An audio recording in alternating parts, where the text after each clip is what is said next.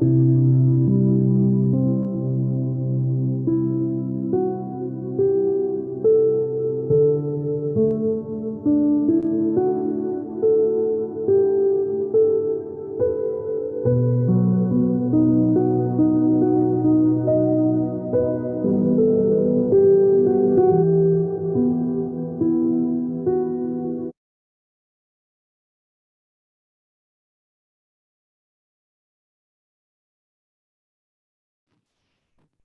afternoon, all.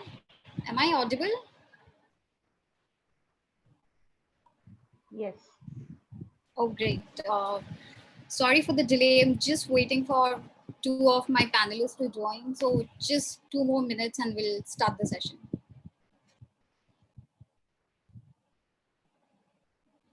Meanwhile, Lakshmi ma'am, can you once unmute yourself and speak? I wanted to test the mic.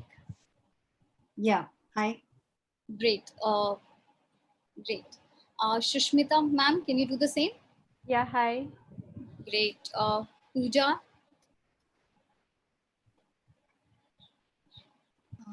Hello. Yeah. Okay. So just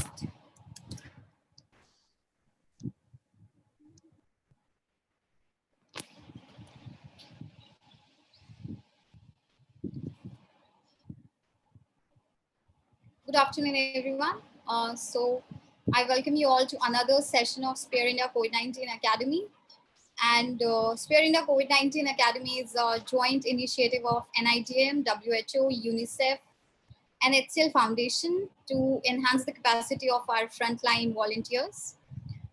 This panel discussion today is in partnership with CRY, and the topic of the panel discussion is COVID-19, the gendered impact. The experience with earlier pandemics has revealed that more people from the vulnerable section of society, and especially children, suffer a lot due to the absence of food, lack of nutrition, health, and immunization. Lack of protection mechanism and participation is also one thing which is affecting the vulnerability of the children. So during this crisis, it's children and the vulnerable families who bear the brunt of this deep social and gender divide. So there's a lot of issue which comes out. It's like child marriage, trafficking, risk of dropout. So the panelists of the session today will shed light and share perspective on such issues so that it does not turn out to be a child right crisis. To deliver the session with today, we have a very eminent panelist with us. So I would like to introduce Dr. Lakshmi Lingam. She's a faculty of DIS for past 32 years. Dr. Lakshmi research interests range from exploring the social and gender specific implications of macroeconomic policies, urban poverty, women livelihood, studying women's movement and other social movement. Also understanding women health and reproductive rights. Welcome, ma'am, to the session. We have another panelist today with us, which is Atya Bose. She's executive director of Angan Trust. And with Atya leads Angan work on engaging government and law to advance children's rights and protection and to demonstrate the power of the non-expert in a community-based prevention model. So looking forward to hear from Atya. Welcome, Atya. Next is Malini ma'am. She is a development professional and head of CSR JCB India. She has been part of many exciting process of change in social and economic structures, especially in rural areas. While the bulk of her work is in India, she has also gathered relevant experience in South Asia and East Africa. Another panelist with us is Shushmita Mukherjee. She's Director General of PCI. Shushmita provides overall direction and guidance for gender mainstreaming in the execution of different projects of PCI India. She has over 20 years of experience in the sector with extensive experience of youth and adolescent programming, research, especially in areas of norms affecting adolescent girls, including child marriage and other women and sexual reproductive health rights. We have Vikrant as another panelist. Vikrant Mahajan is CEO of Spare India, and Vikrant has been has IAG coordination for more than 100 disasters and represents on governance and policy level committees of several international organizations. He has led the integration of MISP standard covering sexual and reproductive health and prevention of gender-based violence strategies during emergency in the district health and district disaster management plans in 390 most vulnerable districts across India. Welcome, Vikrant. We have Pooja Singh. She is a consultant gender responsive policy, UN Women. Most of her work has been, she has 10 years of progressive and diverse experience in the field of gender mainstreaming, gender analysis, and gender-based violence. Welcome, Pooja. And we have the moderator for the session, Tina Chakraborty. She is Regional Director of CRY. She has completed her master's in the theory and practice of human rights from University of Essex and started her career in CSR with Tata Group and Care India.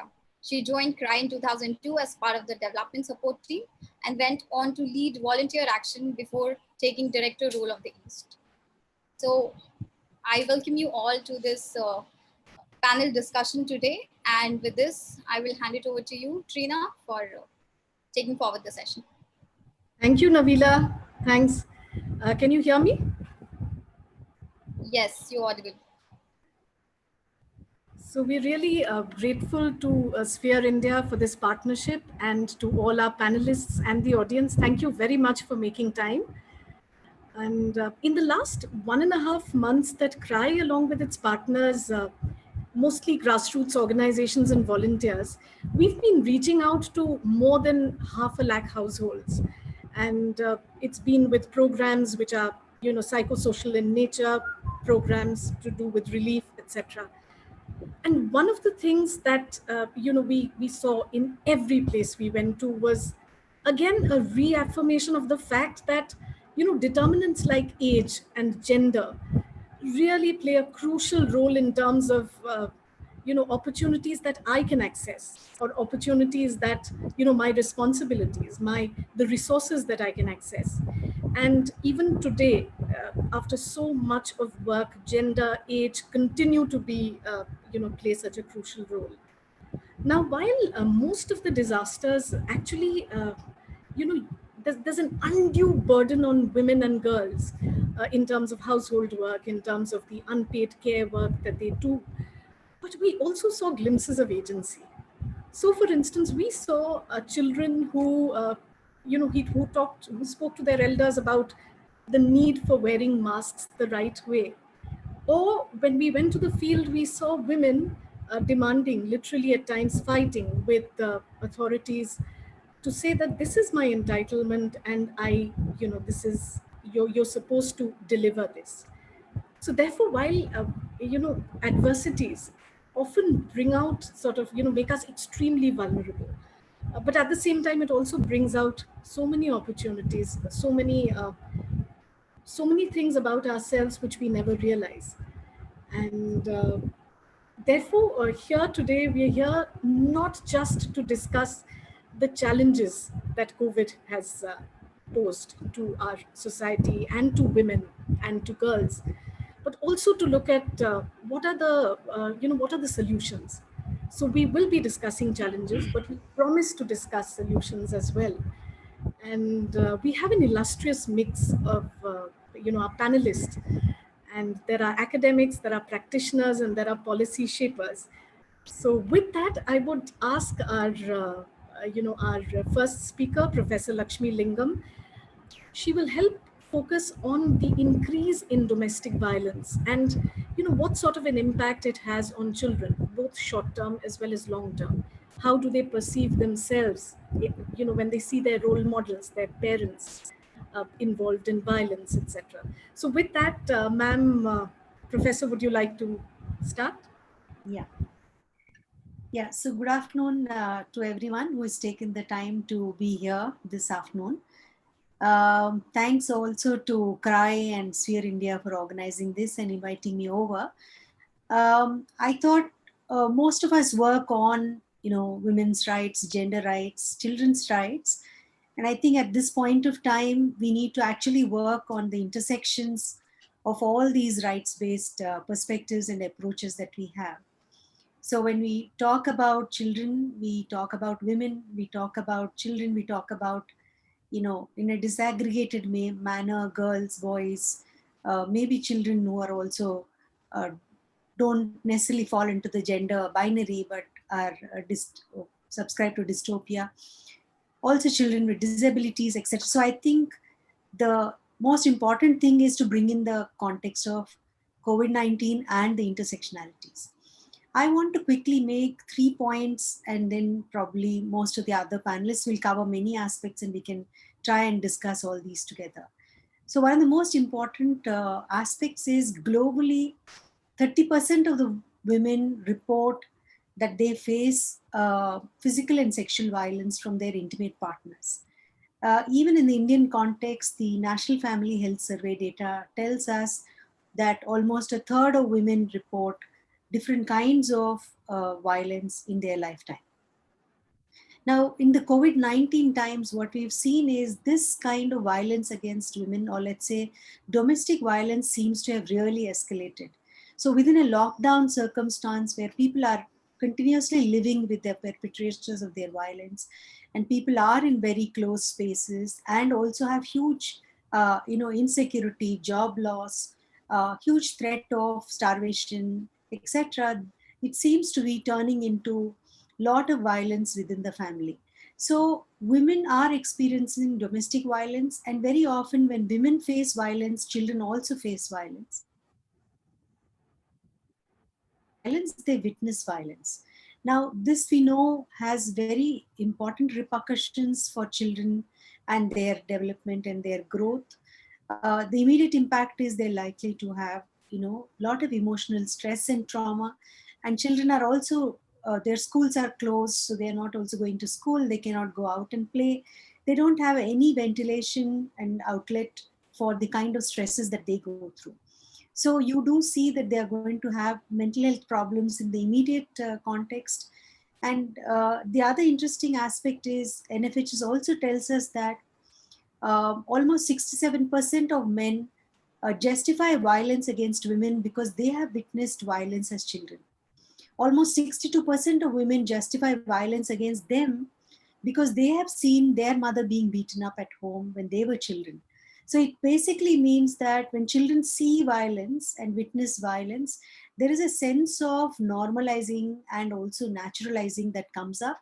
So when children face violence now or see violence now, it means we are going into another generation that's going to continue gender-based violence. So that's something that during these COVID-19 times, both from women's rights perspective and child rights perspective, we need to see how do we address this. The second aspect is schools are shut and there's a huge pitch to have online education for children and also across the board, even for students in universities. And there is enough data to tell us that actually several children who do not have computers, who do not have smartphones, who do not have broadband connectivity, are just not going to, or even television for that matter, are not going to be part of this process of an online education. So when children are out of this kind of education, then there's a higher likelihood that girls are going to be dropped out of schooling and also then inducted into doing a lot more domestic work. And boys are going to get inducted into doing more labor for home and also for wages. There's also a higher chance that girls can get trafficked, there can be early marriages, and there could be increased child labor in the immediate timing that we're going to look at post-COVID-19. The third point that I want to make is at least 10 states have repealed the labor legislations in this country. The Factories Act 1948 actually provides lots of protections for workers and also has several specifications about children not being allowed to work. Now, almost 10 states have repealed and many other states are also planning to repeal, which essentially leads to higher flexibility for the management to be able to hire or fire. And in fact, even their working hours have been increased to 8 to 12 hours. So this is going to lead to higher informality of work, higher precarity of work, and high potential chances of children being brought in to work as laborers because the entire monitoring mechanism is going to be off the shelf. And we've seen that many people, basically migrant workers, have all walked back to their villages, and we've seen that heart-rending scenes all over the country. And now we're in a situation where there is labor deficit in the urban areas and labor surplus in the rural areas. Both are going to lead to increase in child labor. Okay. And there are legislations pertaining to also children's labor and children's work that have been amended. And CRY itself has done interesting legal analysis to look at how do we look at child labor, and also how do we look at what are considered to be hazardous occupations. So I think what I basically would think is many organizations working on child rights and women's rights, gender rights, need to come together to look at how do we protect all these groups, how do we bring in much intense social protection schemes and mechanisms. And the slogan also is that build a better tomorrow. So if we want to build a better tomorrow post COVID-19, and if SDGs tell us that nobody should be left behind, how do we bring these two positions together to build a better tomorrow for women and children and for all categories of people? And at this point, it looks like practically everybody is going to be on a brink. And unless civil society groups come together and work on this, they're going to see a huge slide back of all the rights that have been achieved over the years. So I'll stop here and come back again if there are question and answers. Thank you.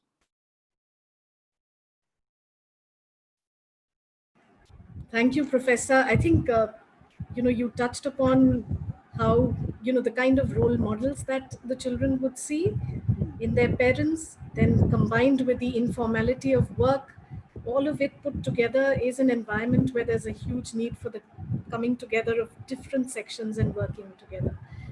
And thank you very much. We'll come back to you with questions. We are awaiting questions from the audience as well. I move on to our next speaker, Malini. And Malini Gupta has a very interesting take on how, the nature of the very pandemic, COVID-19 is such that there might be a potential to sort of redefine gender dynamic. And, it might again shake the very notions of, the man as the sole bread earner.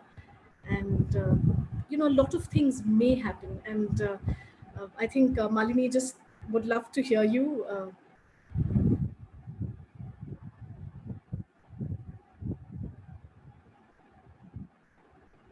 Malini, have you been able to join? Hi, everybody. Can you hear me? Yes, yes. Now we can. Thank you for having me on this panel. I'm very glad to join the other esteemed members of this panel. And thank you so much, Lakshmi ji, for that very, very comprehensive introduction to the issue of child rights and the fact that nothing that we do in the social sector can actually stand in a vacuum. It has to be in the larger perspective, and everyone else has to work together. I will continue along these lines. And I would like to start by taking Lakshmi ji's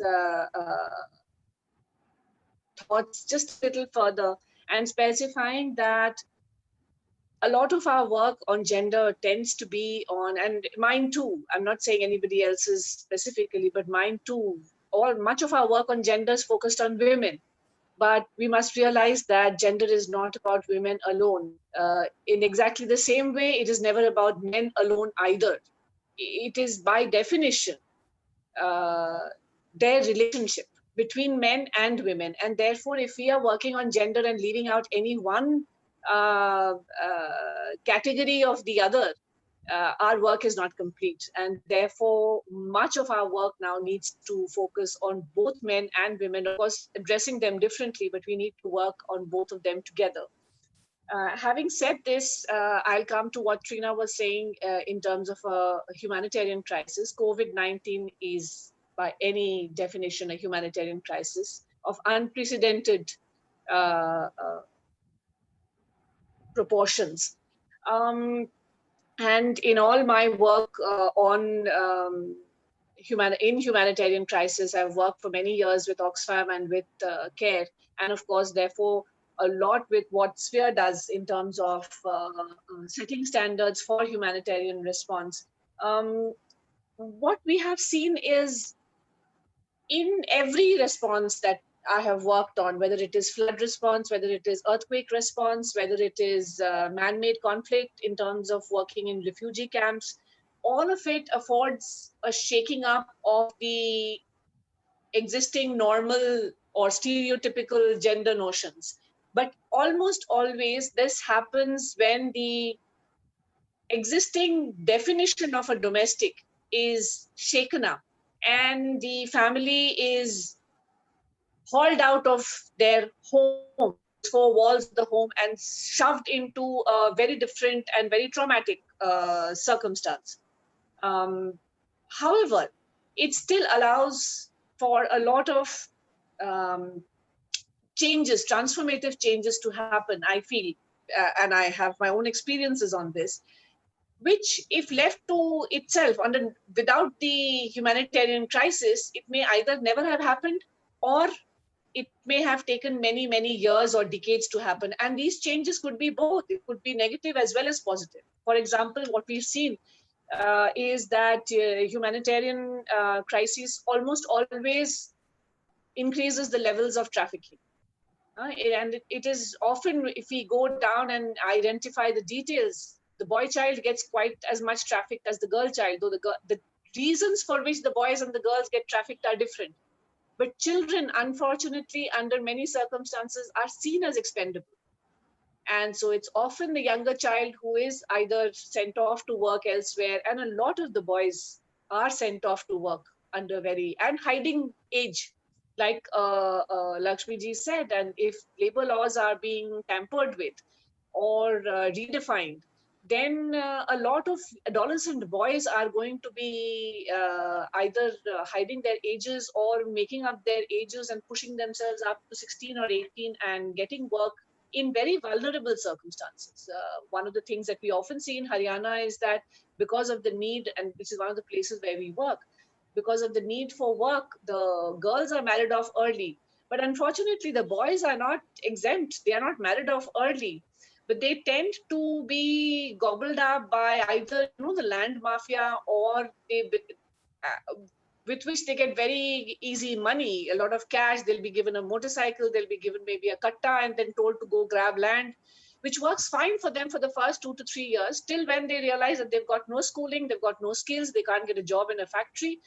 And then so many of them join, slightly difficult and vulnerable occupations like becoming a trucker's assistant, which again exposes them to a whole new set of dangers and vulnerabilities. But this is a humanitarian crisis of certain proportions.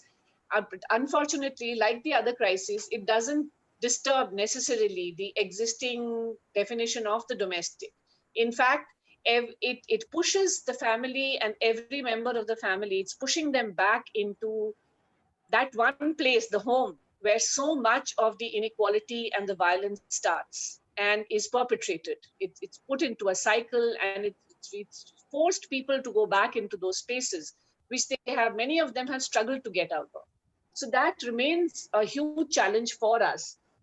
And I'd actually focus a lot on the fact that since this is a humanitarian challenge which is giving us such a circumstance that we have never dealt with before, we will also have to think of new tools, new ways, new ideas, new networks, new partners, maybe, who, for example, nobody can reach the communities. That is a huge, for somebody like me who's worked in the field for 30 years, my hands and feet are itching. I need to be out there, but I can't. The borders are sealed. I can't get into Haryana.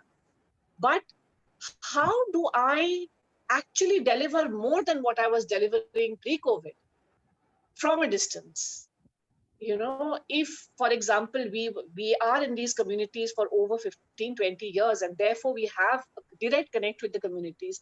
But what if I didn't? What if there are many other people whom we need to work with now? How do I identify that? So I need to change. And therefore, one of the stakeholders and partners that we have desperately been working with is the government. The government has access. So if I can't be there, my next best bet is the government. Then the thing is that I need to work with the government to sensitize them and to be able to work with them as equal partners. So we will have to change the way we work. We will have to change the people with whom we work. We will have to change our arguments, our rationale, our justification for all the things that we do on the ground. It has to be across the sectors. Like Lakshmiji said, it has to be people who are working at the policy level. It has to be researchers. It has to be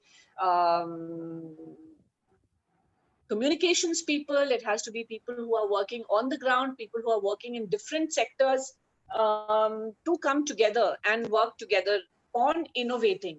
There is a very favorite feminist quote of mine that you cannot destroy the master's house with the master's tools, because the master's tools are meant to build the master's house. So we need to find our own tools, and we need to do it now. Like, it's already too late. We are already the opportunities for us to do. The challenge remains as how to do it. I'll share with you at this point of time 2-3 small things that we are doing. The CSR that we do is very traditionally heavy engineering and manufacturing industry based, therefore, around our factories in India. And I'll share with you a few points that we have decided, we have brought into our functioning. I'm very mindful of the time also. One is, like I said, we've been working very closely now with the Panchayat and the self-help groups and agencies like the NRLM and the State Rural Livelihoods Missions with the DC's offices, to ensure that we have a muster role, which is cross-cutting. So we have muster roles from the ICDS, and we have access to these so that we can, sort of put it all together and see where the vulnerabilities are overlapping. If there are villages that are being identified as poorer villages, how many Anganwadi workers are there? Is there an Anganwadi there or not? These are certain pieces of data that we are trying to access from the government to help us identify where is it that our support is required. We were doing this earlier, but these were only project-based. So if we had self-help groups, we were only working with the NRLM on the self-help groups. Now we've pushed that one level higher to try and see if we can get more data and we can work with a larger set of people rather than a more narrow one. The second thing is we've been planning and running what we are calling accelerator programs for the students who are out of school. There will, of course, be a loss of learning, learning levels with this loss of school time. And therefore, we've put in place accelerator programs, which we've done basis learning assessments, which again, we've done on digital basis. And because of, thankfully, those 15, 20 years of working in these communities, we have access to these communities. Even if there is one person, interestingly, even if there is a father who has a phone, he is being accessible, and 5 or 6 children in 5 or 6 different families are being able to access his phone and working through it. So we are running these accelerator programs so that when the children go back to school, they will, at least the few that we are working with, it's not too many, it's possibly above between 10 to 12,000 children, but at least these children will not feel more vulnerable and more attacked in school because of their poor learning levels, and will not drop out, at least because of this reason. The third thing we are doing is we used to run summer camps, which used to be our place, little space where we used to introduce a lot of life skills, a lot of gender, because the children would come to us in shifts right through the summer holidays. Now we can't get them in there. So what we've done is we've put the summer camps into a box. So each child is getting a summer box, in which we have designed games, worksheets, assessments, crossword puzzles, in ways in where we can identify or help them learn some of the life skills that they would have learned earlier. And we find that this is a very non-threatening access into the household. So if we send a mobilizer to find out whether the child is doing the summer box or not, we are let into the home much more easily. But if we possibly went, and we don't work on gender, basically.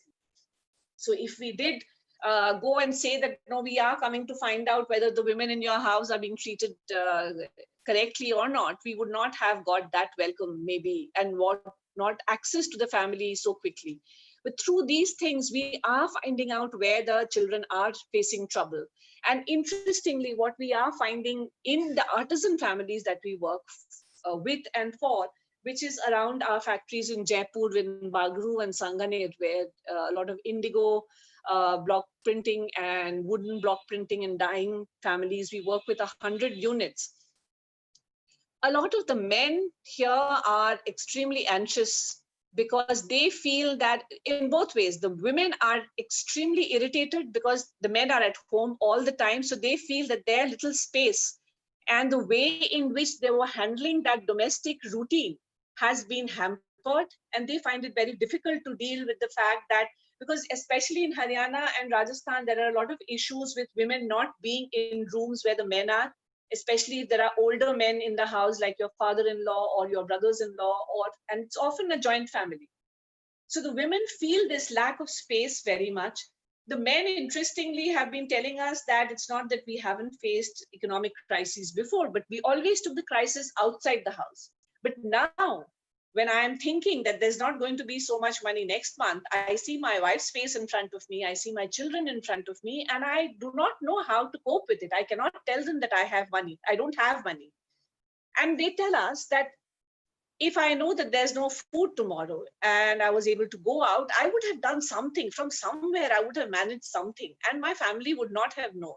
But now I am no longer able to hide my anxieties, or I am not able to deal with this in my own way. And therefore, I feel very vulnerable.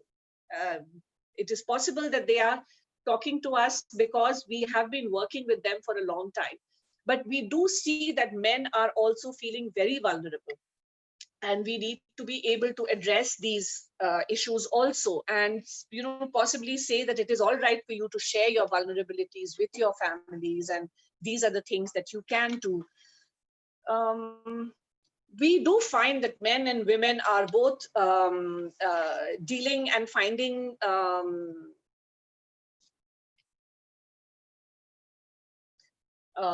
their own ways in which they can deal with this. Unfortunately, there are cases of extreme violence where we have had to go to the government. That is the only space that we have found where we can go to and this thing. And it is very difficult for the government actually to even reach out to such families. So one has to work the best that one can. My focus at the end of this would remain that the few innovations that we've made seem to have worked for us. How they would do in scaling up, I don't know. And we do need to find ways and means in which we can scale up, but the focus needs to remain on dialogue like this, where we will all learn a lot from each other. I've already learned so much from what the others on the panel have to say. And the fact that we continue to need to innovate in every capacity that we are, and I understand that most of the participants are from the development sector. So each of us will have to find our own ways to innovate so that we can support and bolster this family to find its own, sort of place of equality and of whatever justice that is possible for them. In all of this, the child remains the most vulnerable and very often the most neglected component of the work that's going through. So much is happening on online classes, for example, but there seems to be less discussion. If you poke around and find out, it does come through, but there are children and families who depend heavily on the midday meals for completing their nutrition. And there isn't so much being said about what those families are doing without the children coming to school for such a long time. We, in our own ways, have tried to support, but again, it's a limited amount. And when we have nutrition boxes, so we have an education box, we have a summer camp box, and we have a nutrition box that is reaching every family that has children who are eligible for midday meals. But this is going to be a long haul.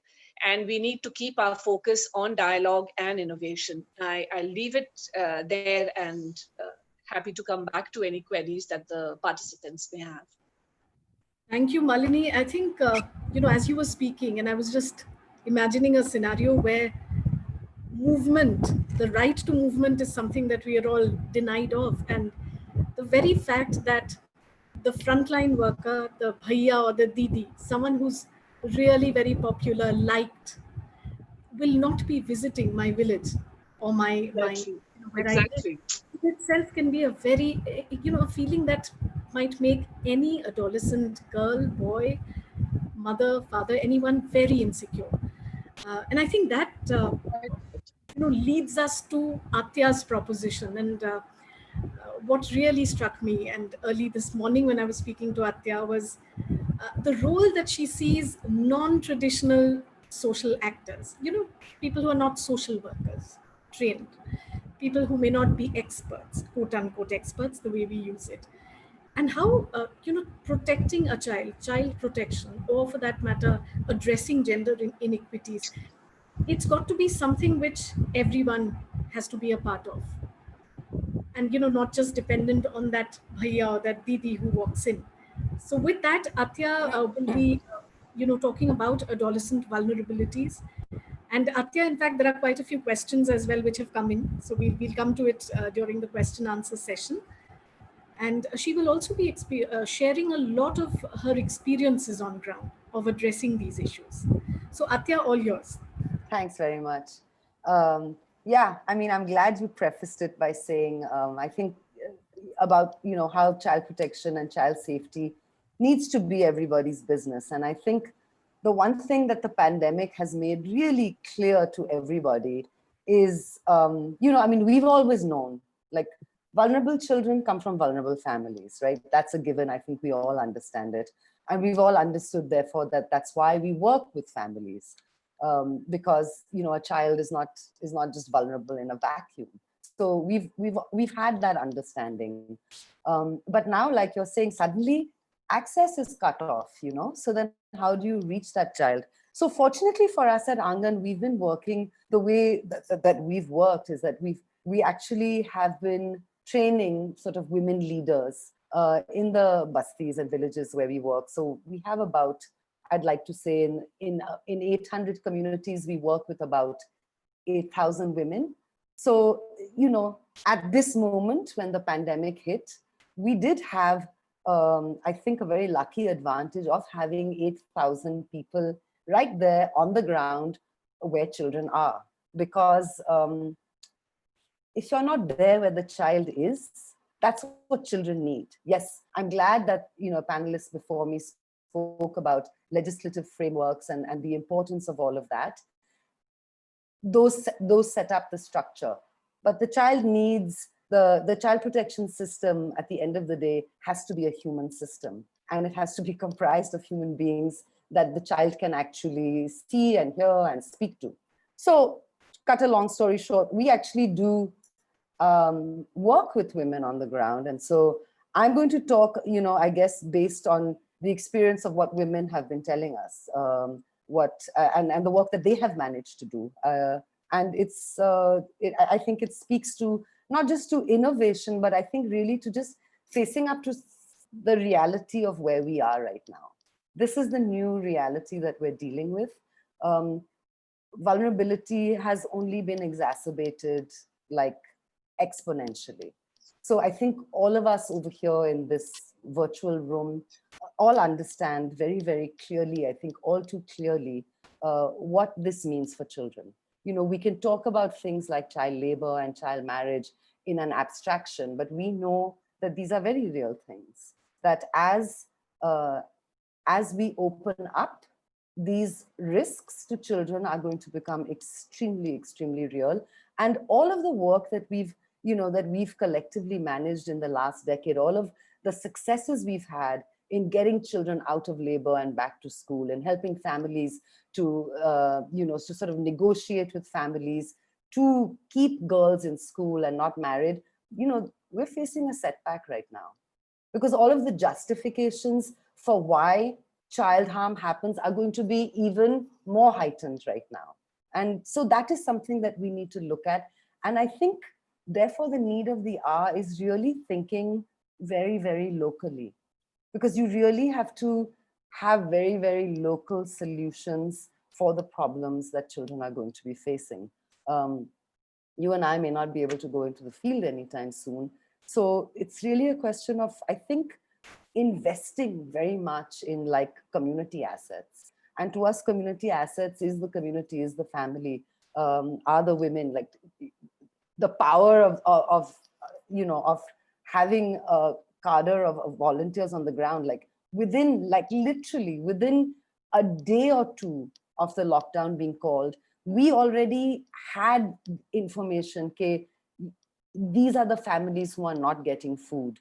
These are the families where violence is going to be an issue, because these are people who have the knowledge, they have the granular understanding of the communities where they work. And that's what you have to work with. So when we talk, let's just like look at like some of the issues that, that children are facing. The issue of domestic violence, I think, has been brought up. And I'd like to broaden it to just call it family violence, because I think the violence that's faced is the violence that's faced by, spouses and partners, violence faced by children, violence faced by the elderly, violence faced by people with disabilities, like vulnerability exacerbates these things. And so some of the interesting work that, I think that we've had some success with has been in the absence of like being able to call, helplines were closed for a while, especially in like, you think of places like where we work in 24 North Parganas, this is before Amphan, or, in Jharkhand or Bharatpur, or, non-urban places, but even in urban places, when helplines shut down, you can't call the police, there's nothing to do, there's nowhere to go. What's the solution? So for the women volunteers, the solution was very much, well, we have to do something. And I think because women, historically don't have access, haven't been able to access public spaces quite as easily as men. So there is a sort of natural kind of innovation that happens of how do you create community? How do you create community when you can't very easily access the public space? So I think leveraging those already intuitive things, women started what everybody, what we would call a whisper circle. So where women are actually spreading the word among families, among other women, among letting children know what's a number, you can call me. If something happens, call me. What's interesting about that work is, so it's one thing to say that women are standing up for each other, which itself is a very powerful thing. But now, because these women are known women, they came back and said, and I think we also began to understand that you have to involve more people in the community. So they've actually been identifying what they call male influencers, to say who are going to be our allies, in the community. Because let's face it, there's been an utter abdication of government presence on the ground. I mean, there's been food, and PDS and this kind of stuff, but anyone who's working with health or anyone who's working with protection knows that, the government system has been very concerned with doing other things. And I think even the role of the police has been more around enforcing lockdown rather than ensuring protection. And so, these are strapped resources. And I'm not saying that one should allow government to abdicate responsibility, but until such time that they're able to be there, community women were saying, but we need allies in the community. We can't just do this on our own. It's dangerous. It is dangerous. And now so they've been reaching out to who they thought would be influential men in the community who would actually join in this. And in about, in a small subset, I will add, of the 800 communities where we work, but in about 250 communities, they've actually identified and reached out to male influencers who have said, yes, we would like to be a part of this. And they themselves are sending out messages. And in an even smaller subset, we have 50, in 50 locations, we have men who have reached out to our women volunteers and said, I'm the ally, you call me and I will come with you to intervene when that happens. And what does intervene mean? It means that men are saying, I will go and talk to other men and tell them, and they talk about it like we'll distract them. Because the women were saying, हमें intervention करना है, हम जाके बोलेंगे चाय या आटा या ऐसे कोई भी बहाना बनाएंगे और हम थोड़ा वो माहौल को बदल देंगे. And so the men are also saying that, we're also going to play a role in this. Now, that's a small step. That's only 50 locations I'm talking about. But I think it's very powerful, because I think it tells us that, the places that we weren't looking before, that's where we have to look now. And I think that's you have to look for allies where you are.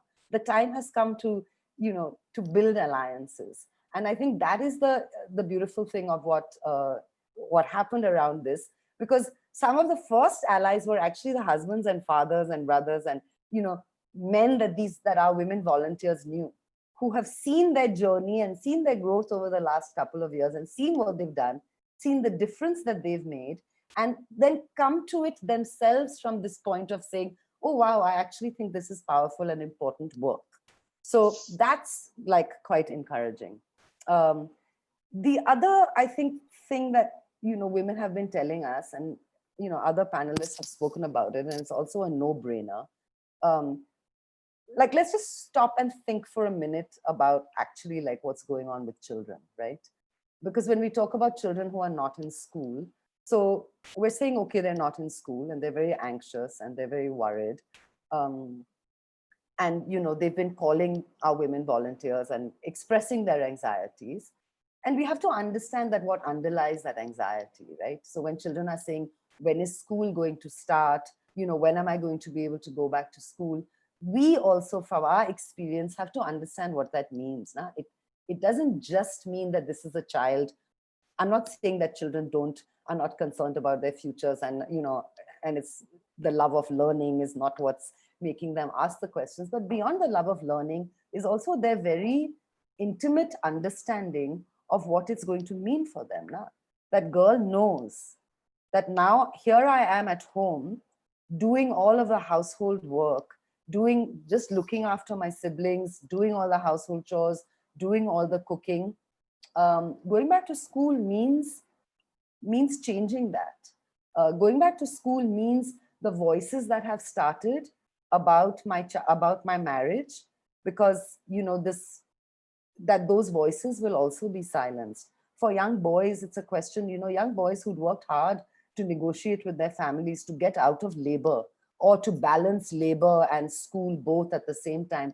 Those boys are very, very worried that they're not ever going to be able to go back to school. So I think we have to see what underlies, what are some of those underlying anxieties. I remember just recently, Shanta Sinha she said something on Twitter about, she was talking about this, about children going back to school. And she was saying, but are we ready to have children who are facing this kind of anxiety, this kind of fear, these kinds of worries about survival? Are we ready? Are our schools ready to teach children, and to have those children back who are facing these kinds of extremely serious issues? So I think this is a time for us to also really think that when we're working with children, addressing that anxiety in a way that's making sense for children. So we've started in a sort of, in a sort of casual, exploratory way, but I think one has to take it a lot more seriously, is just having, I don't even want to call it a support line or this thing, but maybe I'll call it a support line because that's just an easy word. But really sending phone numbers out of team members, out into the community among children, having the volunteers go out and talk to, and just give it to children and tell children that they can call this number at these, trying to have fixed hours. So we've only been doing this for the last 3 weeks. And it's a slow way in which numbers are going out. But we've had about 200 or 250 calls come in from adolescents.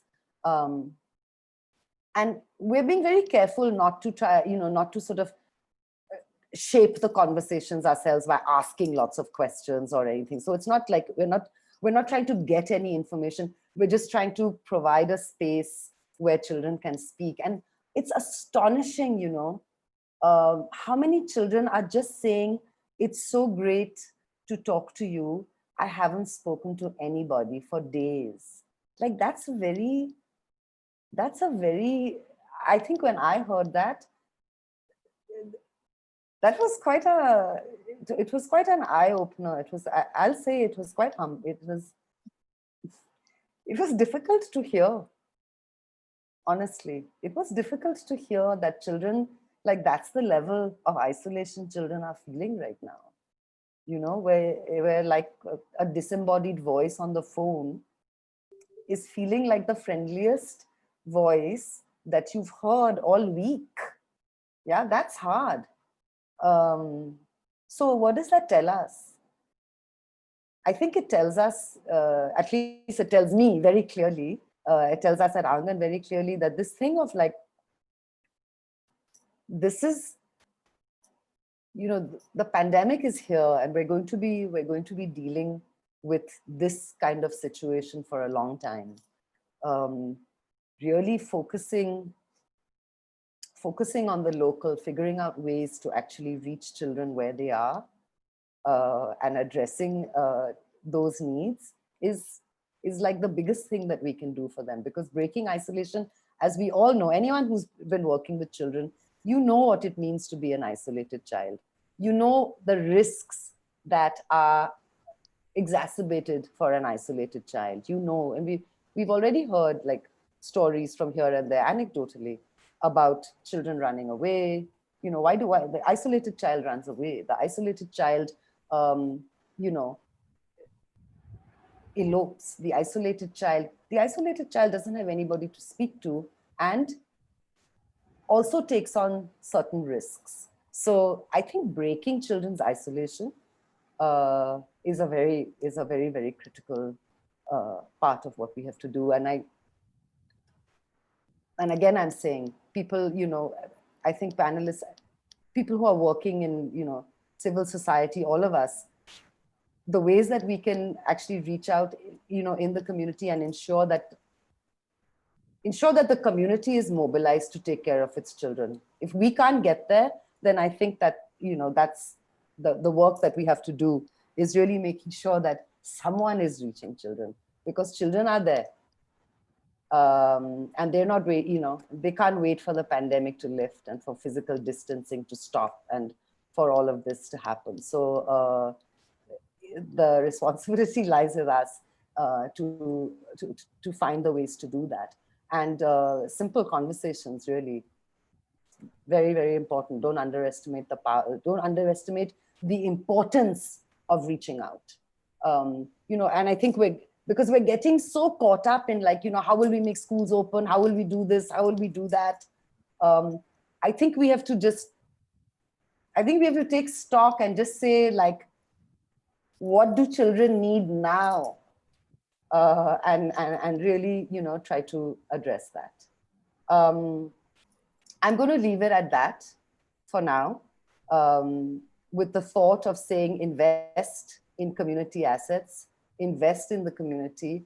You know, I think somebody else said it's going to be for child protection, COVID and post-COVID is going to be very difficult. Child protection was an underfunded, underlooked at, underappreciated, you know, part of children's rights. It's only going to get worse. It's only going to be that much harder for us to bring the spotlight onto children's safety. And if we can't agree that safety lies at the heart and is the very foundation of what children deserve, then, you know, then that is a real problem. So I think for all of us to say at this moment, how do we invest? How do we think very local and ensure in all of our conversations, even with government, even with, you know, policy, even with funding, is to say, strengthen the hand on the ground. And if that is the only thing that, you know, that's the thing that I would like to leave, I think, with all of us, is strengthening the hand that's on the ground. Thank you, Atya. That's all, thanks. Thanks a lot. And Just two quick points before we move on to our next speaker, Sushmita. I think this is where, we often struggle while explaining the importance of community mobilization. And I think this is the time we realize that for those of us who really invested in community mobilization, it pays off, you know. And we often struggle with explaining, how tangible is it, what are the outcomes of it, etc. But this is when we know. I mean, when you have a cadre of volunteers who are mothers or fathers in that village or older siblings, that's when we get to see what it means, years of investment, what it can do. And thank you very much for bringing that point, that story of the child who wanted to speak. So we see two very interesting facets. One is, that someone listening to you and that feeling of, so what we see in CRY is that, our volunteers and our frontline workers, they're so sought after by the children because they know that these are people who've come to meet me and listen to what I have to say. And that really makes them feel very, very special. The second one, what we've seen, and that will take us to the next speaker, is that space has been a problem. I mean, especially if we look at urban areas, urban slums, urban resettlement colonies, right? Space has really been a problem. So how are adolescent girls specifically dealing with it? And Sushmita Mukherjee, she along with her team has done a very interesting study. And they've looked at how are adolescents coping up with the lockdown. So for instance, if they feel like picking up the phone and speaking to someone, do they have that space? Right? So Sushmita, would you like to start? So first of all, many thanks to Sphere India and CRY for giving this opportunity. And thanks to all the panelists who have spoken before for laying out the entire scenario so clearly. So no doubt, COVID and the lockdown as a strategy to contain the COVID has impacted all lives. But I believe some of us, or maybe most of us who are on this call, are the fortunate ones.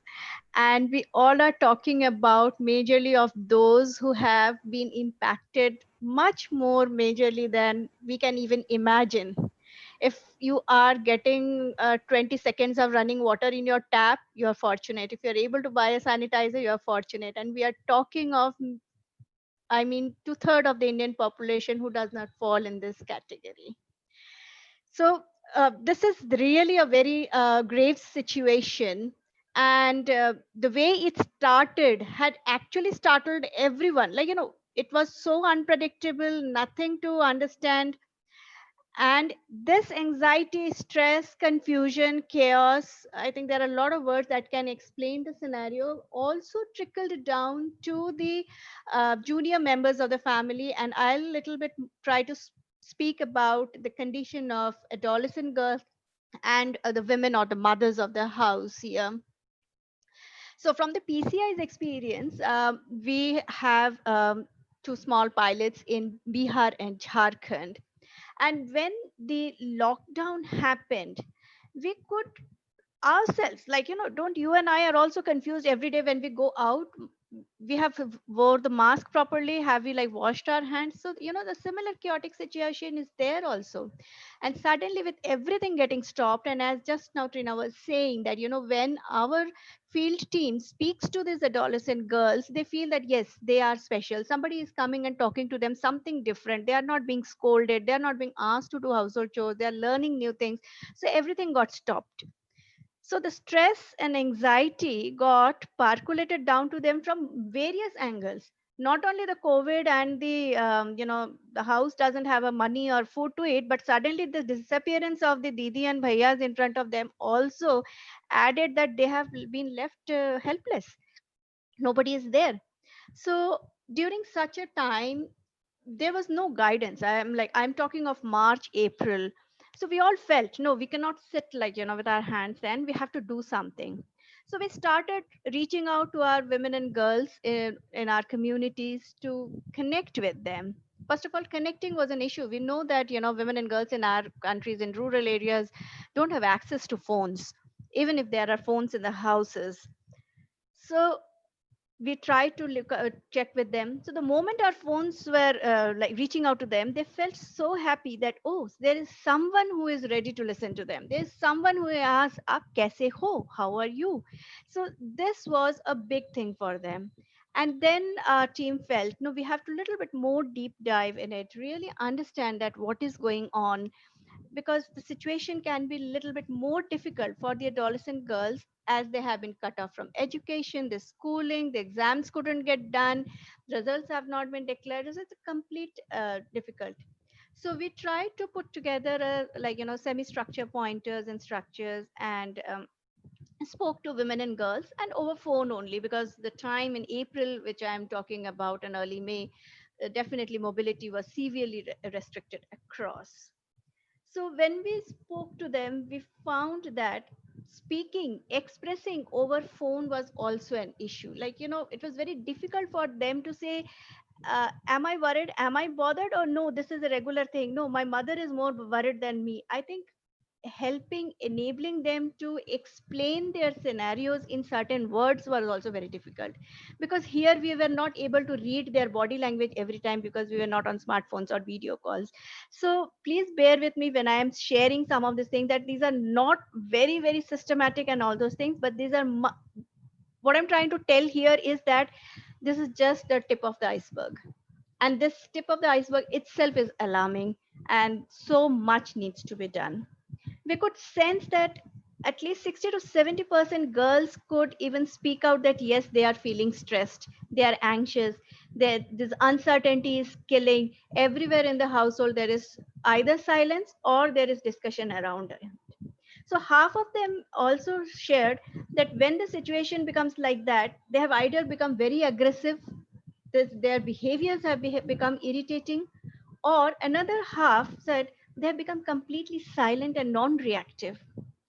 So this shows how deep the impact has been. It is on the two sides of the, like, number line sort of thing, that either aggressiveness or the depressing in a silent way is not so great.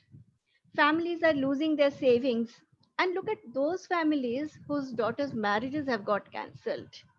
Like one of the women said, अब हम बेटी की शादी का पैसे का खा रहे हैं. But whatever they had saved for their daughter's marriage, for dowry, that's what they are now consuming for their survival. Look at the stigma or the impact that has gone to those girls whose marriage have got cancelled. We know in India how significant marriage and dowry is all about. And those parents who said, now we cannot re-earn that money that we had saved for the marriage of our daughters. So life is very difficult for these adolescent daughters when they are, like, hearing all these discussions and conversations in the household. Now again, in these rural areas, we know that we have, like, young girls also as married girls who have somebody as young pregnant, who had young babies. There was a different kind of stress for them. Because of this chaos, there was a lack of complete health service access. Women were contemplating, should we go for institutional delivery or should we go back to the traditional birth attendants? So we do not know how many unsafe birth deliveries actually happened.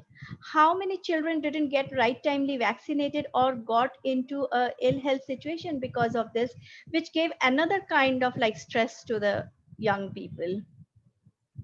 Girls were not able to access sanitary napkins. I think one of my previous speakers also mentioned about it.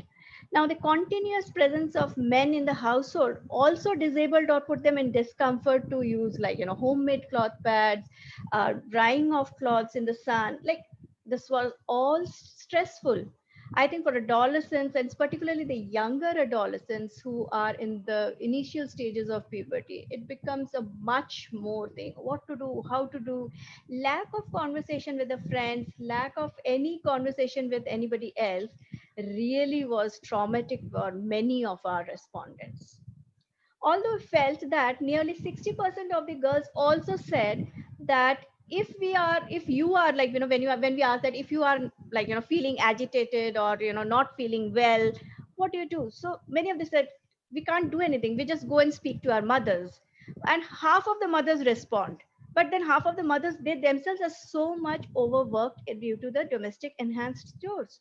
So most of the girls were pushed back from the education. Schools know, because we know in the rural areas how much of these online and classes are reach. So that's, you can say it's almost zero, because half of the children might not have even access to television remote or something like that.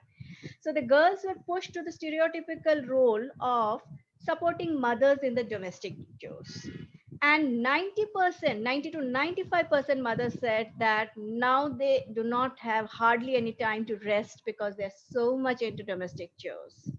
And on this, one of the respondent quoted that अगर हम जरा सा बात कर लेते हैं, हंस लेते हैं, तो लोग कहते हैं ज्यादा जोर से हंसो नहीं, ज्यादा बोलो नहीं, पड़ोसियों को सुनाई दे जाएगा. So just to translate in English for some of the audience here. So men in the household in a way say, don't laugh loudly, don't talk loudly, you will be heard in the neighborhood. So in a way, one of my panelists also mentioned that this has completely curbed the, you know, the domestic control, the freedom of expression that the women and girls were at least having in their houses. So another level of stressful situation. Now, on the other side, we asked them, okay, is every household thing done by women and girls only? Like, you know, you and your sister or mother? When we asked this question, they said, no, some bit of work is done by, like, you know, brothers and fathers as well. So we asked, what do they do? So their work is to take care of the animals and take them the animals for grazing out. So in a way, it's a masculine little bit type of work where they have to take care of the animal. And in this sense, men are, and the boys are also getting an opportunity to go out, meet their fellow grazers, like, you know, who had come there with other animals, and have a conversation, which was again not possible for the girls when they were inside the household. Look, so it was very interesting when we started the conversations at 2 to 3 rounds with the women and girls, and they started sharing and talking. I'm not saying that we really got into very abusive things, but yes, at least 30% of the girls said that there has been increase in the overall tension and them getting scolded or beaten. But 70% didn't say much, because we felt that the girls were anyway so much of scolding, they couldn't actually understand whether it has increased or not increased. So that was also, like, you know, a little bit, as I'm saying, that this was a telecall and tele type of understanding, not really service sort of things. But this conversation gave a lot of insight upon how it has impacted the women and girls. Now, because we as an intervention organization, we could not sit, okay, we got some sense something is not right. We are not able to reach out to the girls. The agency that has been developed till date is completely getting lost. Girls are not able to voice out. Their resiliency is on test, which they are not able to prove. So we continued with our phone-based engagements.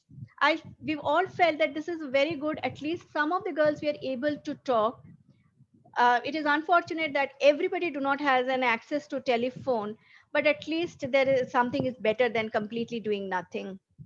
And so we continued with our phone based engagements while talking to them that how to communicate with your father, how to communicate with your mother, how to do yourself. We were also like trying to encourage girls to read some old textbooks rather than if new books are not available, so that there is some way they can on their own cope up with or ventilate out their mental situations.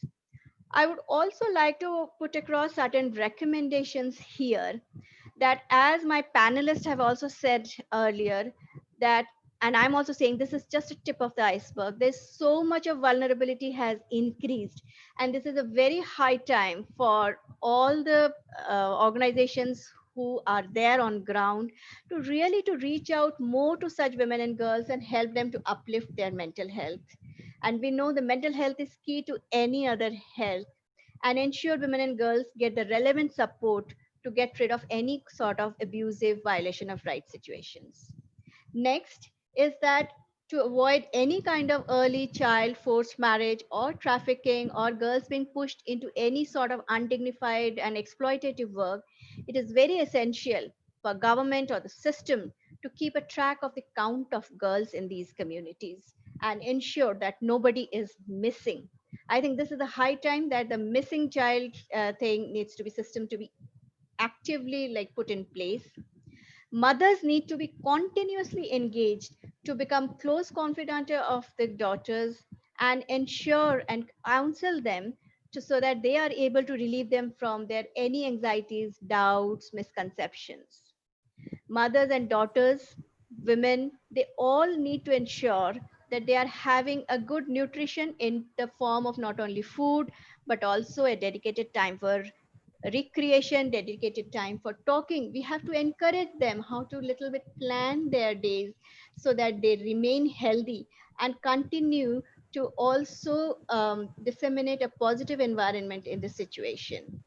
And the last and not the least, I think this is also a high time for the women collectives to become more proactive. They should come up more jointly to ensure that the meetings, the conversation restarts in their communities, and they should more proactively work to ensure that there is no abuse, there is no depression, there is no mental health illness available in their communities. So I think there's lots to be done. And adolescence, which is the shaping up phase, and COVID has really impacted them. So it is high time to that we invest in adolescent boys and girls also. I've not spoken about boys, but for them as well, so that a new normal life is actually normal for adolescents to when they transit into the adulthood. So thank you. I'll come back with if there are any questions. Thank you, Sushmita. And with that, we move on to our next speaker, Pooja. And Pooja works with UN Women, and in diverse contexts, her experience is rich of how, how do we integrate the gender perspective and the challenges thereof. So Pooja, because we're also running a little late, if you can start. Yeah, thank you. Yeah, thank you, Sphere India. Thank you, Cry, and a very enriching panelist we have today. So I would just like to start that UN Women stands behind women's equality, and we work on gender equality on basically on 5 factors. One is gender responsive planning and budgeting. Other is the leadership of women, ending violence against women, peace and security, and women economic empowerment. Now, I would like to say that most of the things have been covered by our panelists, and it's very important. I work with government in our normative approach of UN system has to work with government. We work with government, we work with civil society organizations.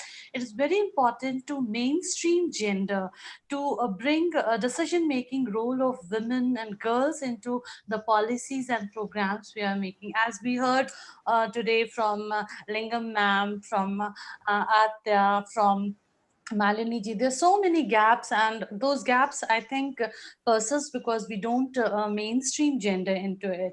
And one important factor which I would emphasize on this discussion is we see women and girls as a homogeneous group, but they are not.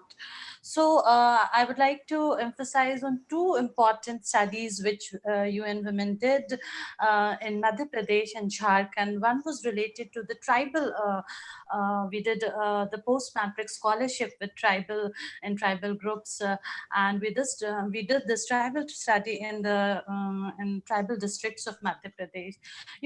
There's a very important government scheme which is Eklavya Model School. This Eklavya Model School has government gives 30 lakhs for the establishment of the school, and 30 lakhs annually they give to for running of the school annually. Now, when we went to the school, and this school has to have smart classroom with good internet facilities. Now, when we went to the Eklavya Model School in Madhya Pradesh, we found that the school was 20 kilometers away from the nearest town, and they had challenges in power and electricity. So so it was, I'm talking about 2019, when things were very normal and girls and boys were able to access education. Now, during this period, as many of our panelists has talked about the challenges education is facing, 8% of children have access to internet facilities and technology. So we can think over the huge gap into it. I would also like to emphasize that when I was talking about the mainstreaming part, why gender mainstreaming is important. 70% of health workers are into women, and you would see that PPE, that the PPE equipments which are coming, they are oversized and they are not of women size. So coming back to that tribal study, we that the study where we did, we also tried to analyze the budget which has been provided by to these to these girls and boys. You know, there was 1100 rupees which was given to these students for their nutritional, for their food and facility. Now, if you would divide 1100 into 30, it comes to 37 rupees. And that 37 rupees is in which you have to give all the nutrition to those children. So that was again a nutrition setback we got from there. And then again, we got to know there's a lot of cases of sickle anemia in adults and girls. So again, they were facing challenges into that. When we talk to those adolescent girls there, I remember they saying that we don't want to go back to hostel, we don't want to go back to home, because there we have to support in household chores. Here we study, and I really love it. And if you would ask the ratio of seat available to those applications which come, it is like for 1:5 or 1:10, only 100 seats are available for that. So why I'm talking about all these things is that these things are the situation, these things are the things when things are normal. And when for example, when those children must have gone to home, so are the government providing those financial facilities to them? Are they transferring those funds, the nutritional funds or the food and midday meals? What is happening? Malini ma'am was talking a very good thing about that, how could the children could be mainstreamed from the ICDS. So I also wanted to say that there's a huge of data available with women and child development. They have a very good MIS there. So we can do some analysis of which the analysis of what was the scenario pre-COVID and then and during the COVID, and to take things from here. The other important study which I want to talk about is the study of Himachal Pradesh. We did it was cited under your scheme of Sarv Shiksha Abhiyan, which had a component for integration of disabled children under schooling children. In one of the districts, we found that among 900 children, there were 625 boys and 275 girls which were registered to avail the benefit of the scheme. They showed that the boys are doubly prone to get disabled, but there's also a gender social norms which is very deeply rooted into the society, where we don't come up to register a girl child if she is physically challenged. So sex disaggregated data is also very important to cull out those things which we aren't able to visualize. Also, I would like to emphasize about the LGBTQ, because this is also an important thing, wherein wherein the girls and boys, they live in a form of a claustrophobia of this binary thing. So that is one important thing. And then when we are talking about Atmanirbhar Bharat, and many of our panelists have talked about the unpaid care work. So how do we see unpaid care work into this Atmanirbhar Bharat?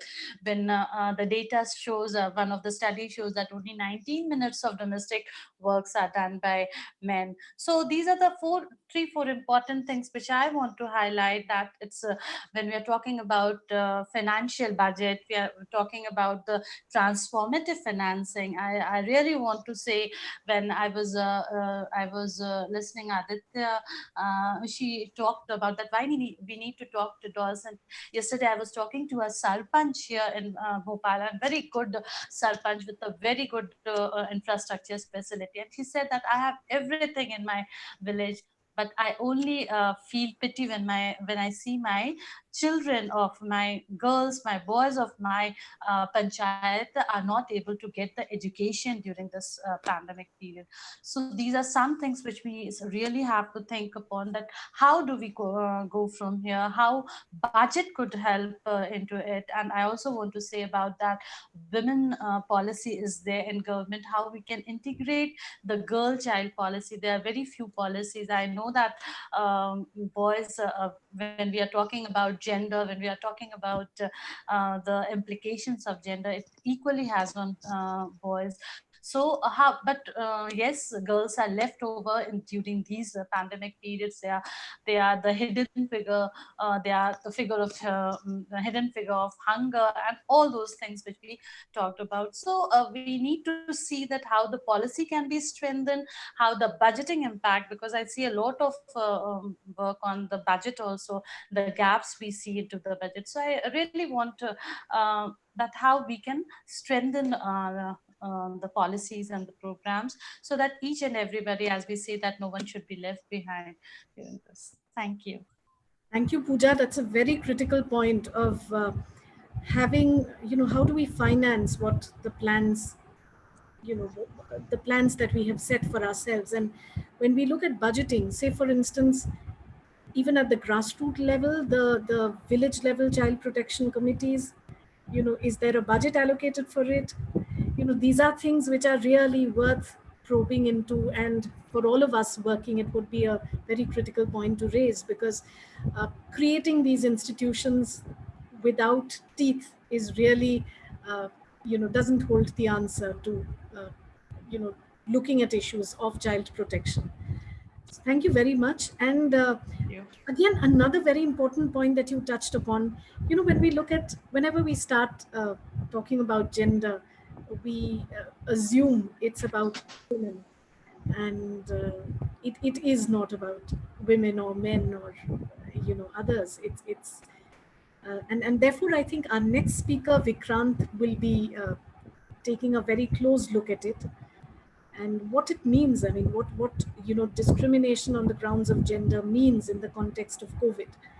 And Vikrant, with that, if you could start.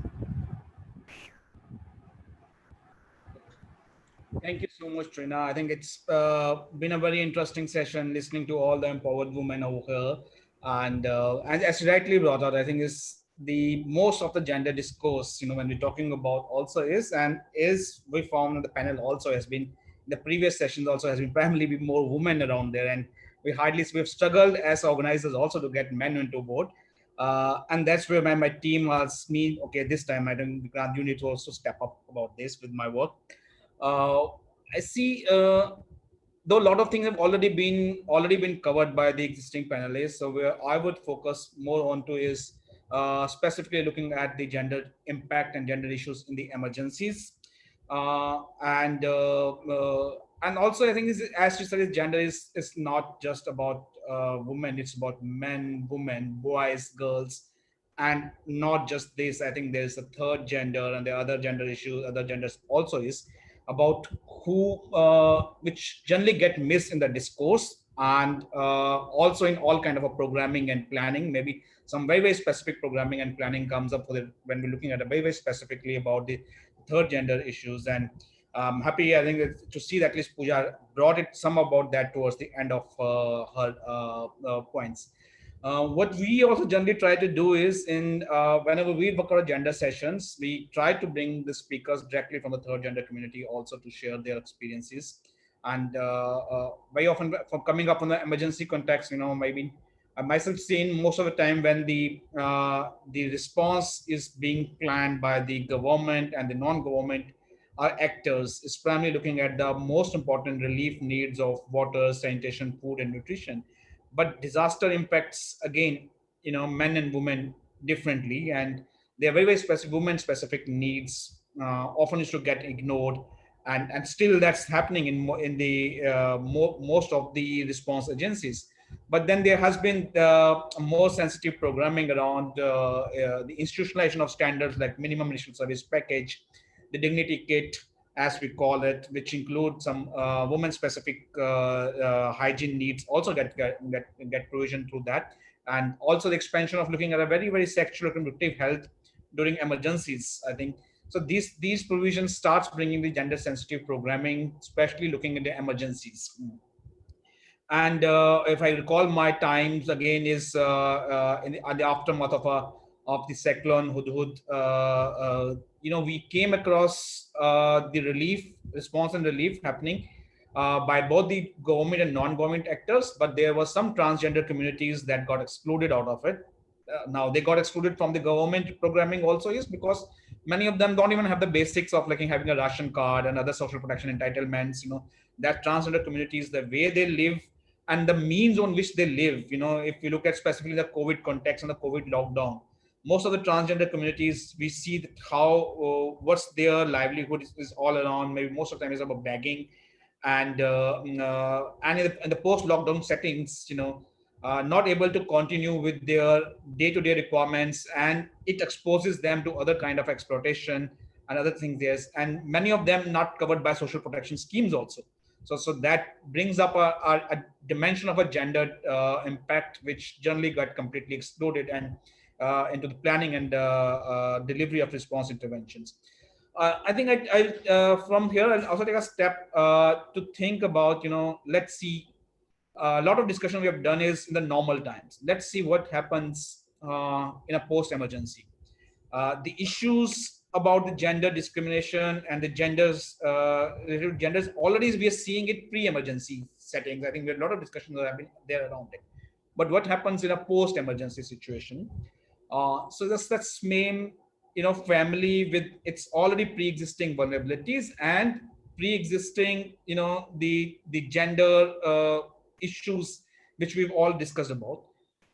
Suddenly a flood or an earthquake or any other natural or a man-made disasters make them move out of the small protected environment which they have as a house or a family, and they're moved out and they are out exposed now, and they're exposed to live in makeshift camps which are very often very, very cramped, crowded. There's no security measures available, not enough lighting available, there's not enough space available even to look at the basic needs around the toilets and sanitation and others. And for them, it's the woman who has to, again, if I'm talking about men and women, so they have to go and for their very, very basic biological needs also, they have to expose them to the new dangers, and these dangers exposes them to a new forms of also the new risk related with the gender-based violence, and that's where the incidents of both the gender violence in terms of not physical but also the sexual exploitation or the rape and incidents related to that increases tremendously post disasters and post emergencies. And as also has been the case of COVID also, what we have seen is there are a lot of research reports which have clearly brought out that the number of gender-based violence incidents have increased, post-COVID lockdown and COVID situation.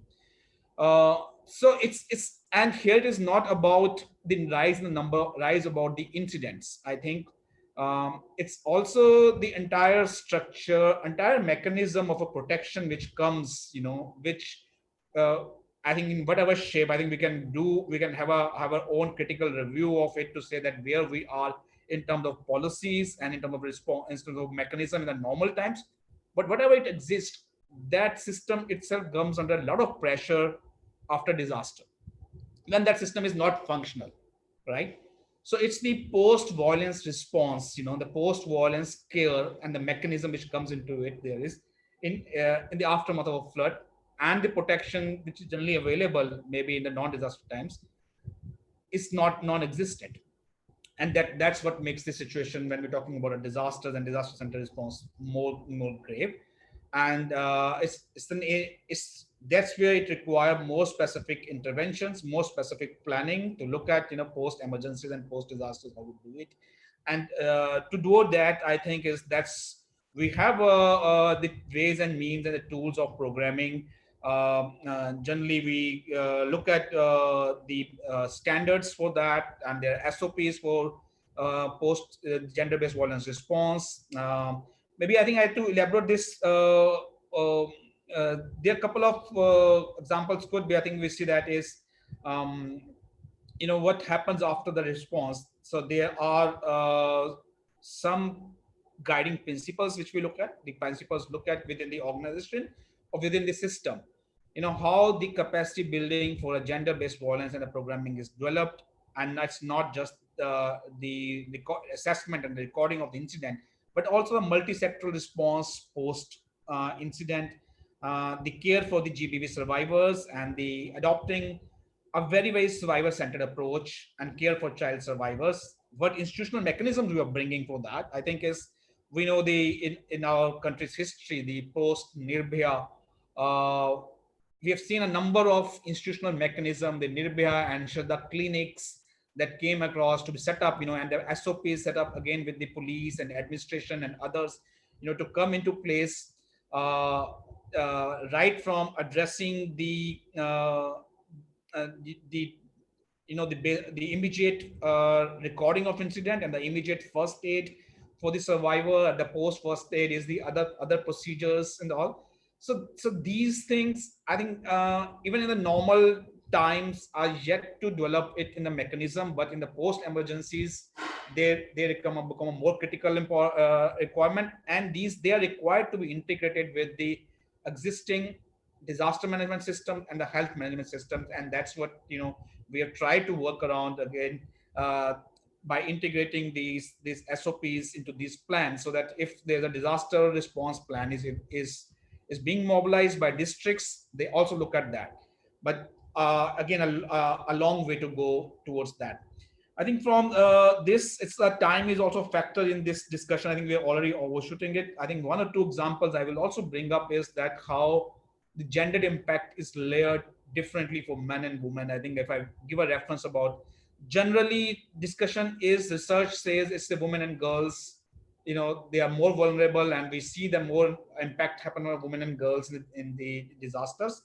But we look at, the examples to see that Cyclone Oki, for example, was a cyclone which passed closely to the Carolina. If some major impact happened on the fishermen, around 500 plus, they're still missing, So it's the men who were there in the sea, and the early warnings and all the So it's because of, again, the occupational nature of and the gender dimension of it. The men were more exposed out during that time to a vulnerable situation, and we saw that more number of men died into that.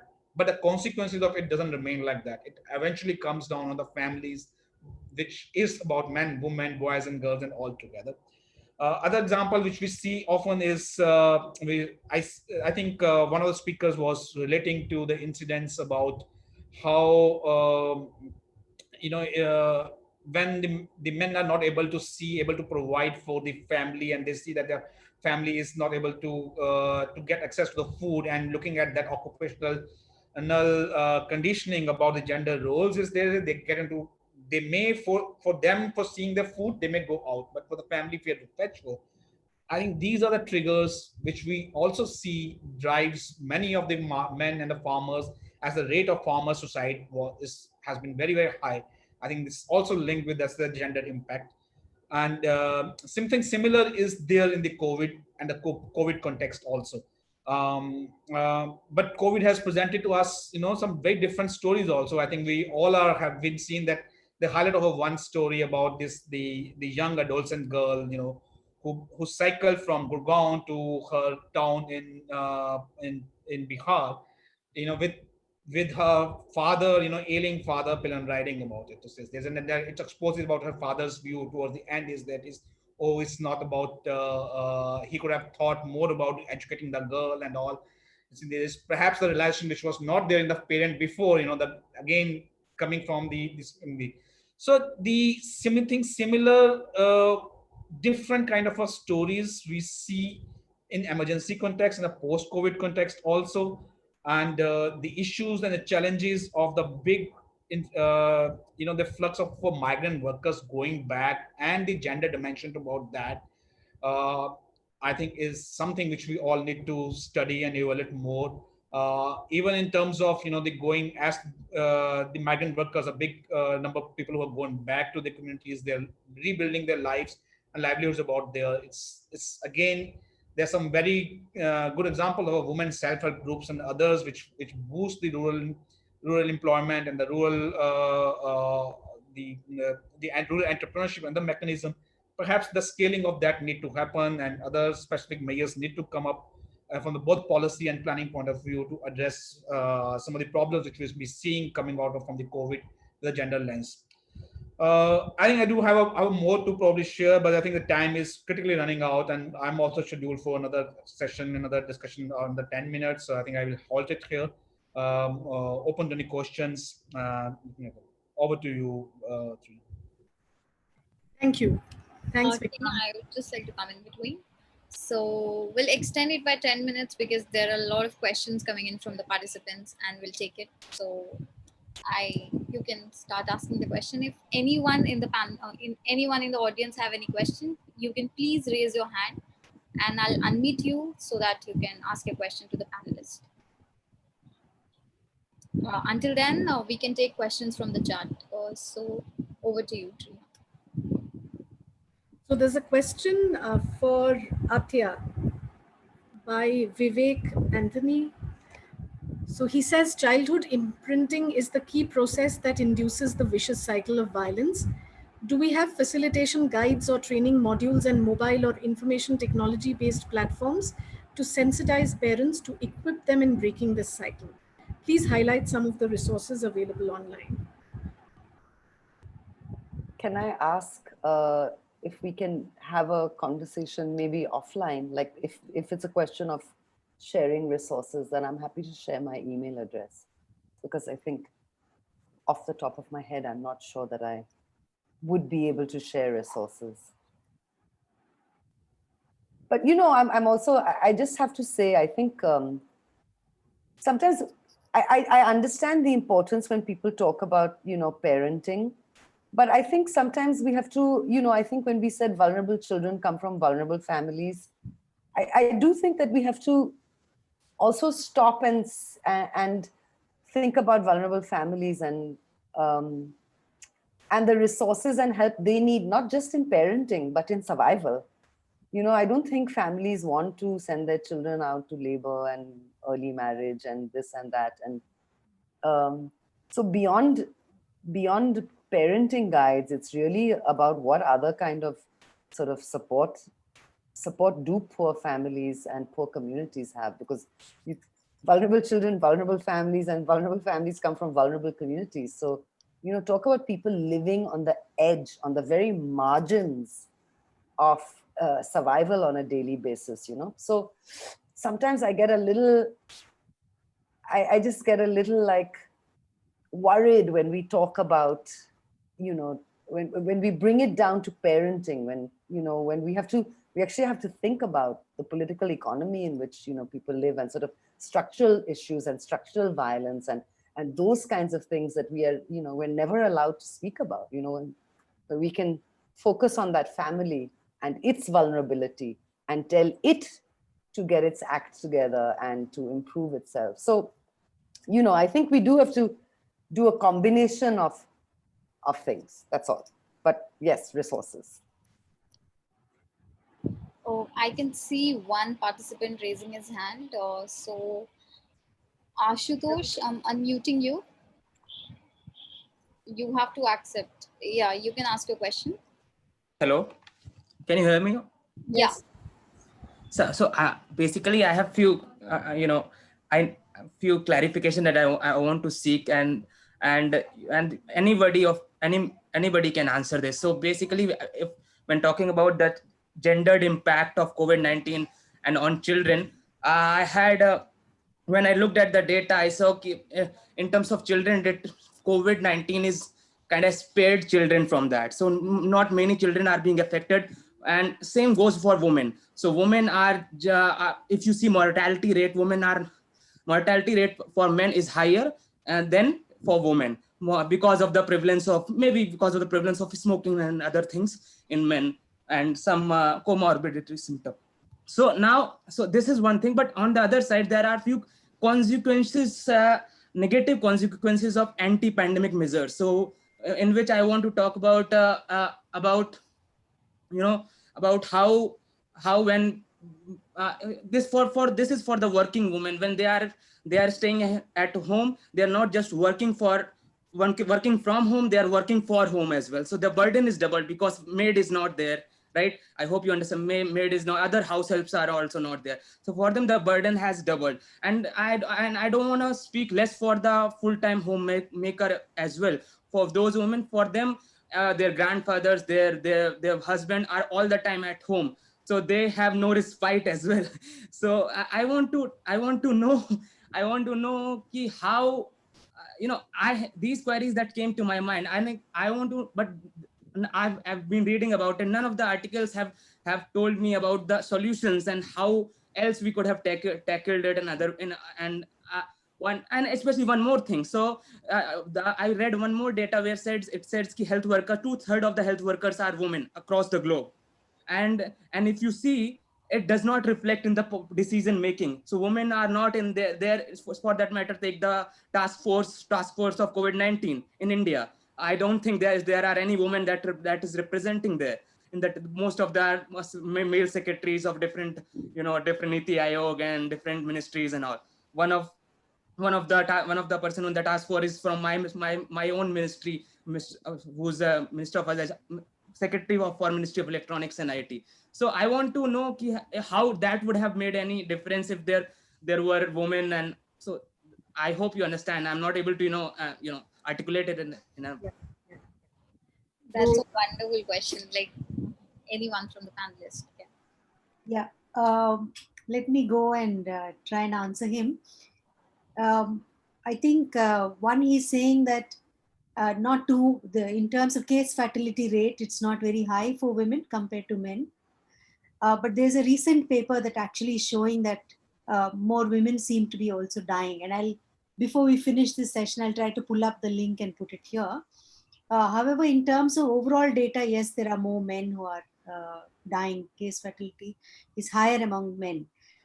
We also know that most of the cases that are getting counted is also linked to who actually shows up in the hospital.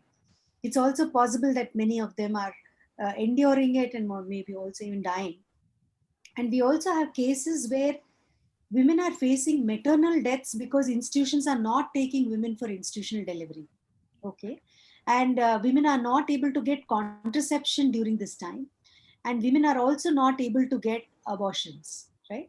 So it means there is a denial of many kinds of healthcare services for women and adolescents during this period of time, which actually leads to a much higher levels of implication beyond the number of deaths that you see due to COVID-19. Okay, so you actually have two pandemics. One is a pandemic of the coronavirus, and the other is the patriarchal pandemic. Okay, and the patriarchal pandemic is a long-term structural one, which we have not, whether it's social inequalities or gender-based inequalities, caste-based inequality, we have not really sorted these out, and they are playing out in much more intensive ways during this time. And when we say we need more women coming in the forefront, not just as, docile workers, ASHA workers, Anganwadi workers, nurses and all who are in the forefront and they're being called warriors, but actually they're not getting sufficient PPE, and they don't even have any medical insurance, and they're the ones who are actually becoming COVID-19. So on the table where people are making decisions, there aren't too many women. Okay, so Vikrant sir was saying, how come when it comes to children, there are more women on this panel and he's the only man? In all other panels where they're only talking about labor, economics, finances and all, there are just no women. Yeah, I completely agree with you. Yeah, so what I'm saying is all these are so gendered. So women are in the NGO sector, women are in the care economy, women are in a lot of humanitarian response one, and these are the sectors that are not funded at all. Okay, very poorly funded. And let me just say this and stop. The PM Cares is actually taking away a lot of CSR money, which otherwise was somewhere available for the NGO sector and the civil society. So this is really where we are heading now. you know, I'm very sorry about how this whole thing is operating at this point of time. Thank you. Thank you. I would just like to add to this. Thank you, ma'am. He also talked about the unpaid care work. So there's a lot of studies which UN Women is also doing time series analysis, where we have tried to find out that what is the unpaid care work which women is doing and how to mainstream that it into the GDP. Because many a times you must have heard about that a lot of unpaid work is not reflected into GDP. So we are also trying to reach out. We're also trying to facilitate, for example, there's so many things to share, but time constraint.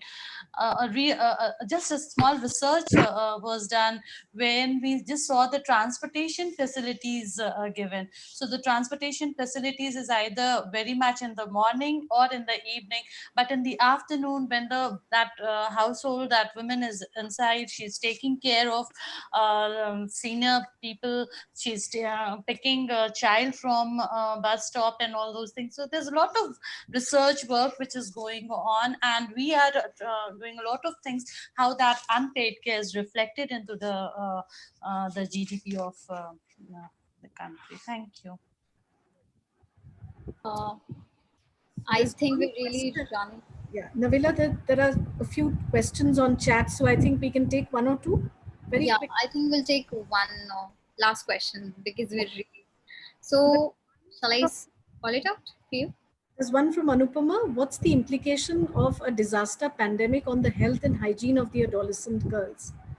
It becomes invisible in the absence of regular functioning of schools and AWCs. Any approaches that can be explored? So would Sushmita, would you like to answer that? Yeah, any pandemic is definitely, I think with COVID and, it coupled with the summer month, non-availability of water, sudden closure of everything.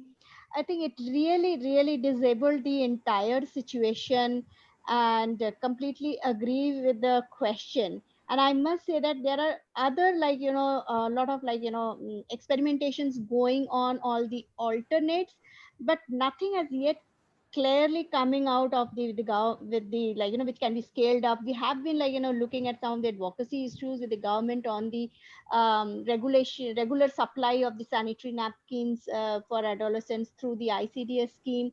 But we know, unfortunately, this is not happening even in the pre-COVID or pre-lockdown phase. Also, in a period of 12 months, hardly all the female students of the school used to get one packet of which will have like 5 to 7 pieces of sanitary napkins.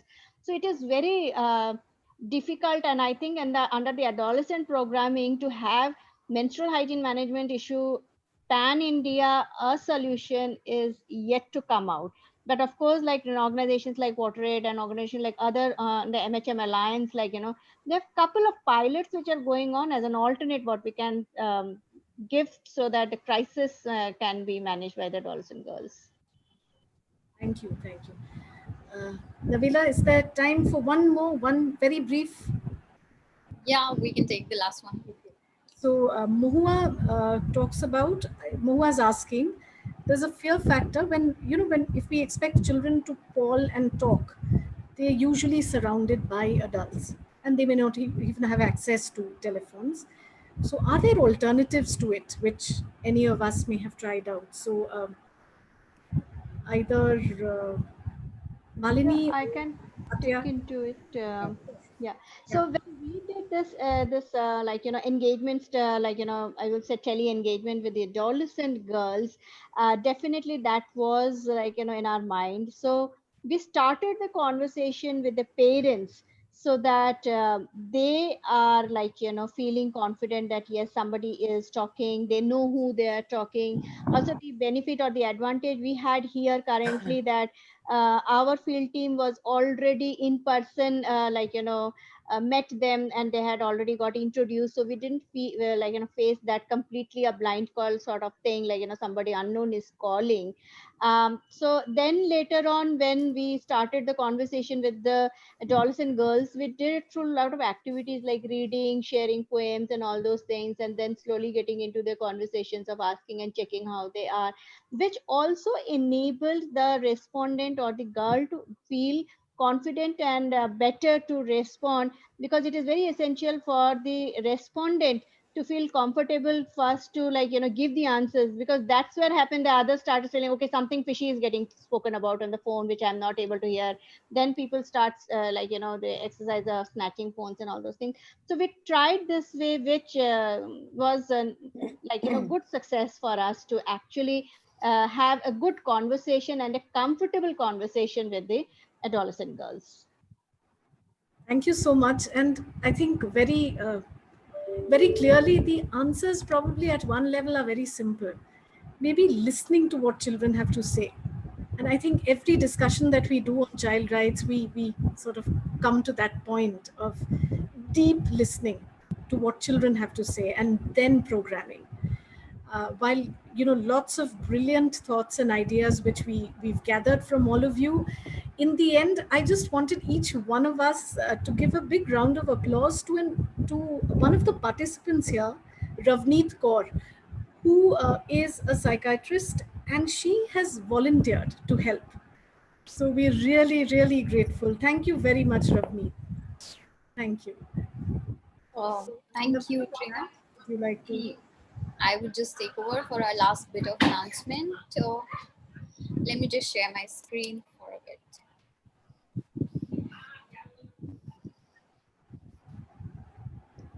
So this was indeed a very enriching session. Tomorrow we have another very important session, which is camp management in the context of COVID-19. And this is from 3:30 p.m. to 5:30 p.m. It's a long session, and we'll discuss about all the relief materials and how COVID-19 and staying in the camp is. For all the participants who attended the session, they can receive their certificate of participation by visiting our website, which is www.spearindiacovid19academy.org after 24 hours, and you will get your certificate. Also, if you have any query, any doubt regarding the session or in general, you can mail us, and you can write to us at covid19academy@spearindia.org.in. With this, I would like to thank all the panelists for this very important and crucial discussion. Thank you all the participants for being here. Thank you, everyone. It was a pleasure having you all on the session. Thank you. Thank you all. Have a great evening. Bye-bye. Thank you. Bye. Thank you, everyone. Thank you. Thank you. Everybody. Thanks. Bye. Bye.